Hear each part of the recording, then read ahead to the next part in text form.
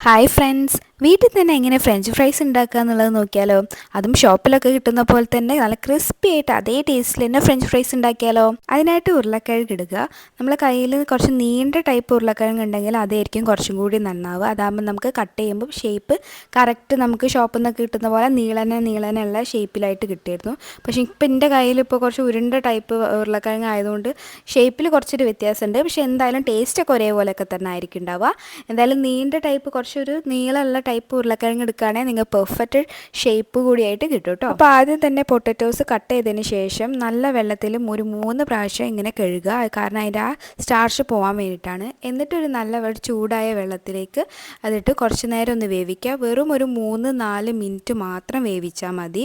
അധികം കുക്കായി നിൽക്കേണ്ട ഒരു ആവശ്യമില്ല. ജസ്റ്റ് ഒരു തള വരുന്ന വരെ ഒന്ന് വേവിക്കുക. എന്നിട്ട് കോരിയെടുത്ത് കുറച്ച് ടിഷ്യൂ പേപ്പറിലോ അല്ലെങ്കിൽ നല്ല വൃത്തിയുള്ള തുണിയിലോ നല്ലപോലെ വിരിച്ച് വെച്ച് നന്നായിട്ട് ഒന്ന് ഒപ്പിയെടുത്ത് അതിൻ്റെ ആ വെള്ളമൊക്കെ ഒന്ന് പോക്കിയെടുക്കുക. ഇപ്പോൾ കാണുമ്പോൾ ഒരു പ്രത്യേകിച്ചൊരു വ്യത്യാസമൊന്നും വന്നിട്ടുണ്ടാവില്ല. നമ്മൾ കട്ട് ചെയ്ത് വെച്ച പോലൊക്കെ തന്നെ ആയിരിക്കും ഉണ്ടാവുക.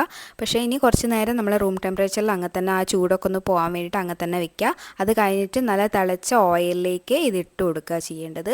ഏതെങ്കിലും റിഫൈൻഡ് ഓയിലിൽ തന്നെ കുക്ക് ചെയ്യാൻ നോക്കുക. കോക്കനട്ട് ഓയിലിൽ കുക്ക് ചെയ്യരുത്. ഇനി ഇതൊരു 5-6 മിനിറ്റ്സ് മാത്രം കുക്ക് ചെയ്താൽ മതി. മൊത്തത്തിൽ കുക്ക് ചെയ്തെടുക്കുകയല്ല ചെയ്യുന്നത്.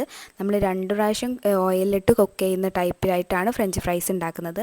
അങ്ങനെ ഉണ്ടാക്കിയാലേ നല്ല കറക്റ്റായിട്ട് നമുക്ക് ഷോപ്പിൽ നിന്നൊക്കെ കിട്ടുന്ന പോലെ നല്ല ക്രിസ്പി ആയിട്ടുള്ള ഫ്രഞ്ച് ഫ്രൈസ് കിട്ടുള്ളൂ. അപ്പോൾ ഇപ്പോഴും കാണുമ്പോൾ പ്രത്യേകിച്ചൊരു വ്യത്യാസമൊന്നും തോന്നുന്നുണ്ടാവില്ല. പക്ഷേ ഉള്ളിൽ നല്ല സോഫ്റ്റായിട്ടും പുറമെ കുറച്ചൊരു കട്ടിയായിട്ടുള്ള പോലെ ആയിരിക്കും നമുക്കിപ്പോൾ കിട്ടുന്നുണ്ടാവുക. ഇനി അതിൻ്റെ മേലെ കുറച്ച് കോൺഫ്ലവർ ആണ് ഇട്ട് കൊടുക്കുന്നത്. കാരണം നമുക്ക് ഷോപ്പിൽ നിന്നൊക്കെ കിട്ടുമ്പോൾ ഫ്രഞ്ച് ഫ്രൈസിൻ്റെ മേലെ കുറച്ചൊരു മുരുമുരായിട്ട് കാണാറില്ലേ? അപ്പോൾ അങ്ങനെ കിട്ടാൻ വേണ്ടിയിട്ടാണ് കോൺഫ്ലവർ ഇട്ട് കൊടുക്കുന്നത്. കോൺഫ്ലവർ ഇട്ട് കൊടുക്കുന്നത് ഓപ്ഷണലാണ്. നമ്മളെ കയ്യിലുണ്ടെങ്കിൽ എന്തായാലും ഇട്ട് കൊടുക്കുക, ആ ഒരു പെർഫെക്ഷൻ കിട്ടാൻ വേണ്ടിയിട്ട്. ഇല്ലെങ്കിൽ കുഴപ്പമില്ല. എന്നിട്ട് ഇങ്ങനെ അടപ്പുള്ളൊരു പാത്രത്തിൽ ഫ്രിഡ്ജിൽ സ്റ്റോർ ചെയ്ത് വെക്കുക.